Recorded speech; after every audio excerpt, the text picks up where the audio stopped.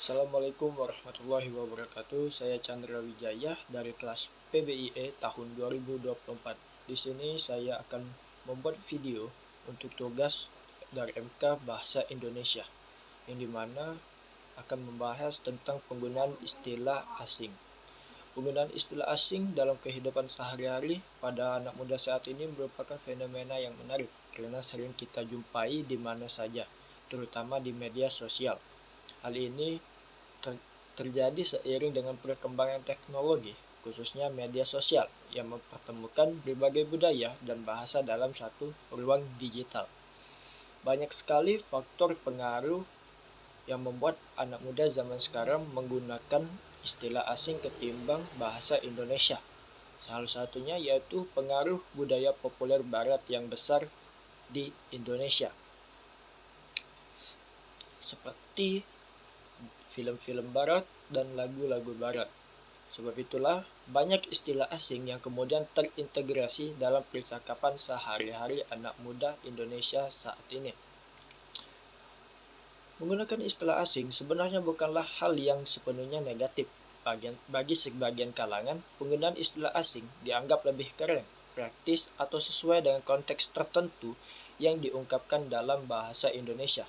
Selain itu, istilah asing seringkali dianggap lebih ringkas dan lebih mudah dimengerti oleh orang yang aktif dalam media sosial dan mengikuti tren internasional. Banyak anak muda mungkin enggan menggunakan padanan kata Indonesia karena terdengar kurang keren atau up to date. Misalnya, kata buka kemasan yang diganti dengan istilah asing yaitu unboxing.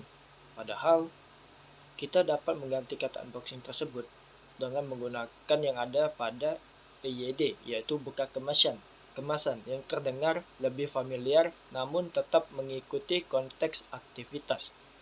Namun, jika penggunaan istilah asing terlalu dominan atau terlalu berlebihan, ada risiko identitas, budaya, dan bahasa lokal tergerus atau terpinggirkan, terutama apabila istilah asing tersebut dapat digantikan dengan padanan kata dalam bahasa Indonesia. Penggunaan bahasa asing yang berlebihan dapat menyebabkan penurunan penggunaan dan pengembangan kosakata bahasa Indonesia itu sendiri. Menurut teori Dominance of Language oleh Robert Philipson tahun 1992, pengaruh bahasa yang kuat seperti bahasa Inggris bisa meminggirkan bahasa lokal jika digunakan secara berlebihan dan terus-menerus. Kita semua tahu bahwa anak muda saat ini seringkali memakai istilah asing di kehidupan sehari-hari, baik di media sosial maupun di luar media sosial.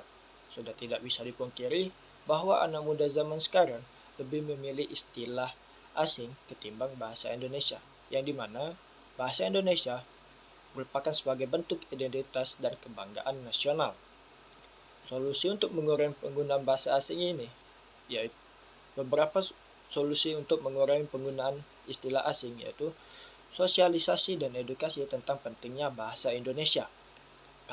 Kalangan anak muda zaman sekarang perlu diberi pemahaman tentang pentingnya menjaga kekayaan bahasa Indonesia sebagai bagian dari identitas bangsa. Contohnya yaitu kampanye utamakan bahasa Indonesia yang digalakkan oleh Badan Bahasa, di mana masyarakat didorong untuk lebih sering menggunakan bahasa Indonesia dalam berkomunikasi, terutama di ranah publik.